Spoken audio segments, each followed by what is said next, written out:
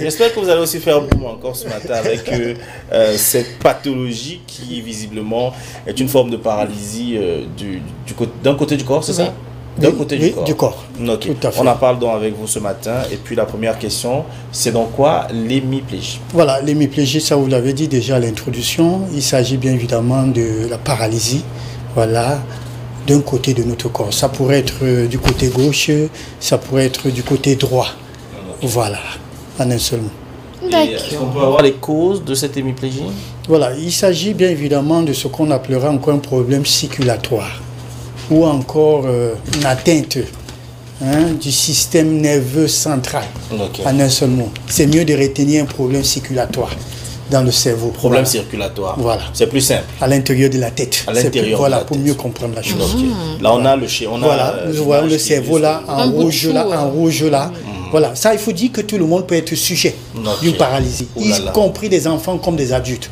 Voilà, ça, il faut le rappeler parce que ce n'est pas propre aux personnes âgées, comme on le pensait avant. On va donc développer ça après. Un beau bébé pourtant. Alors, des facteurs de risque, s'il vous plaît, docteur. Voilà, les facteurs de risque, nous avons plusieurs qui peuvent justement être à l'origine, peuvent favoriser. Nous avons d'abord l'AVC, accident vasculaire cérébral. Nous pourrons avoir ce qu'on appelle des tumeurs, c'est-à-dire cancer. Nous pourrons avoir un traumatisme, voilà, soit une chute. Ces enfants qui tombent souvent là sur le canapé. Voilà, on pourrait avoir ce qu'on appelle une encéphalite, voilà, une inflammation au niveau du cerveau, ou encore ce qu'on appelle l'abcès cérébral. Tout à fait. Voilà, voilà les différents facteurs ou encore ce qui pourrait être à l'origine de ce qu'on appelle l'hémiplégie. Voilà. Et comment se comporte, ou alors comment comprendre ce problème cérébral? Voilà, il faut dire en un seul mot que nous avons dit là, en ce qui concerne la cause, que c'était un problème circulatoire. Alors, ce problème circulatoire, justement, alors, qui va impacter, va impacter sur la transmission des messages qui assure le fonctionnement, c'est-à-dire le mouvement de nos membres. Et une fois que ça va justement créer une interruption, il y aura hémiplégie, paralysie. Et qui dit paralysie dit difficulté à pouvoir se mouvoir et tout. Voilà comment comprendre la chose. Comment se manifeste la maladie, docteur? Voilà, nous avons plusieurs signes. Et ça, il faut dire que ça va dépendre justement. On dit souvent que si le côté gauche est atteint, ça veut dire que c'est le côté droit qui est paralysé. Ça veut dire si c'est ici qui est paralysé. Si c'est ici qui est paralysé. Et cela va également avec des différents symptômes. Dans les symptômes, il y en a plusieurs. C'est cette difficulté à bouger les membres. On peut avoir aussi le visage. Parce qu'il faut dire que ça peut être un bras. Oui, ça peut être le pied. Ça peut être les deux. Un pied, un bras. Ça peut être uniquement la face. L'aphasie, c'est-à-dire tordu là. Voilà. Donc les signes, c'est ça, les douleurs, difficulté à pouvoir bouger. Voilà, voilà autant les signes. Voilà les signes avant-coureurs maintenant. Voilà.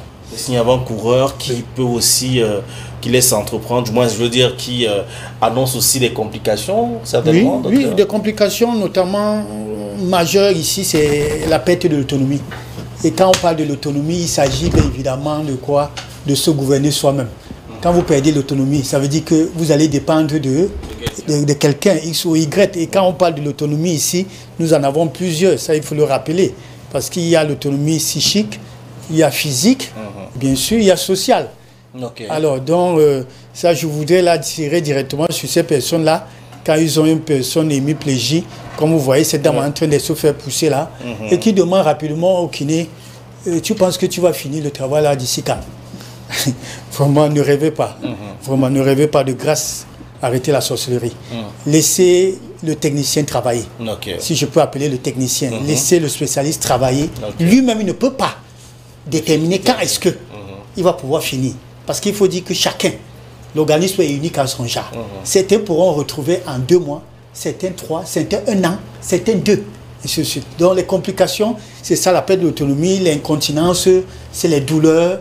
Voilà, on peut se retrouver dans une chaise comme cette dame-là qui se fait pousser et dépend de toute votre vie que d'une personne.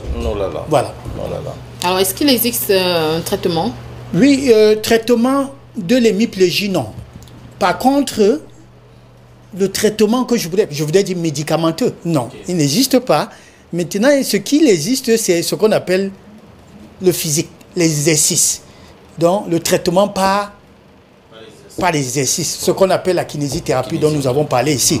Et ça, il faut le rappeler, vous pourrez rencontrer un physiothérapeute ou un kiné, hein. Ça, il faut le dire ainsi. Ne pensez pas directement au kiné ou un médecin rééducateur dans un centre là. Voilà. Et j'ai l'habitude de le dire, le plus tôt serait le mieux.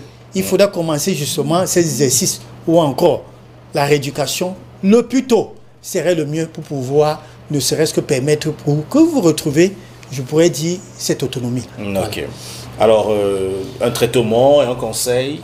Voilà, le conseil, le traitement, déjà, je l'ai dit là, oui. Le traitement, c'est beaucoup plus le sport. Le sport, oui. Ça, il faut le rappeler. N'a rien à y voir avec le massage. Ça, il faut le rappeler également. La rééducation, c'est ça? Oui, la rééducation, comme nous l'avons dit, le traitement à base des exercices. Alors, si vous recevez un kiné qui vient chez vous et qui se met seulement à masser, sincèrement, excusez-moi, il faut le chasser. Il faut le chasser. Vous devez voir le kiné faire l'exercice avec votre patient ou encore avec votre malade, puisque c'est son patient, autant pour moi. C'est des exercices. Il peut finir, comme j'ai l'habitude de dire, par le massage, pour relaxer, pour détendre et tout. Mais ce sont des exercices. Exercices comment, docteur? Oui, c'est-à-dire, il y a la forme active, voilà la forme passive. C'est-à-dire, vous montrez au malade, il fait, et après vous pouvez le faire aussi. Vous prenez son bras, vous levez, vous pliez, vous tendez le pied, ainsi de suite. Voilà en quoi consiste le traitement. Ça veut dire que votre travail est aussi athlétique alors? Donc on a l'habitude de dire que voilà pourquoi il ne peut pas prendre le poids, parce qu'il faut imaginer que par jour j'ai parfois 10 patients qu'il faut rééduquer. Alors ce n'est pas évident. Alors c'est pas évident, comme je le disais. Il faut, ce sont des exercices, c'est le sport, et vous devez travailler avec le patient. Nullement le massage. Ça, j'insiste encore là-dessus. Voilà, ça c'est très important. Et le conseil que je pourrais donner, c'est de dire que c'est important. Quand vous êtes l'hémiplégie, vous pourrez finir, je dis bien finir toute votre vie dans une chaise roulante. Ça va dépendre. Ça, il faut le dire. Ça va dépendre de l'état de votre esprit. Ce n'est pas le kiné. Vous ne pourrez pas demander au kiné. Et suivez régulièrement, parce qu'il faut dire que l'hémiplégie, bien évidemment, il faut faire un diagnostic pour pouvoir connaître la cause. Nous avons énuméré tout à l'heure. Et c'est la cause qu'on va pouvoir traiter. Soit le neurologue, soit le cardiologue. Maintenant, le kiné vient en ce qui concerne les exercices. Alors, arrêtez de pouvoir harceler encore le kiné pour dire c'est quand quand est-ce qu'il va commencer à marcher, quand et tout là. Parce que j'ai eu une anecdote, un cas pareil à la garnison où le malade va faire la pression sur le spécialiste, le neurologue. Je voudrais sortir et tout. Le neurologue lui dit quand le kiné aurait donné son cutus, je vais te libérer. Vous comprenez donc pourquoi? Donc ça c'est très important. Et ce malade, malheureusement, après 2 semaines, il est tombé dans la douche, toujours à l'hôpital. Vous imaginez, lui qui pensait qu'il avait déjà retrouvé ses forces. Pourtant, l'équilibre n'y est pas. Pourquoi? Parce qu'il faut dire que nous avons plusieurs formes, notamment de ce qu'on appelle l'hémiplégie. Elle peut être partielle, ça veut dire que les membres bougent. Elle peut être totale, ça ne bouge même pas. Elle peut être proportionnelle ou non proportionnelle. Donc ça, le conseil que j'ai à donner, ça, c'est vraiment de respecter le protocole qui a été institué ou encore voilà, dans la prise en charge des cas d'hémiplégie, et de respecter également l'alimentation. Pour cela, nous avons des nutritionnistes ou les diététiciens qui peuvent vous accompagner. Voilà.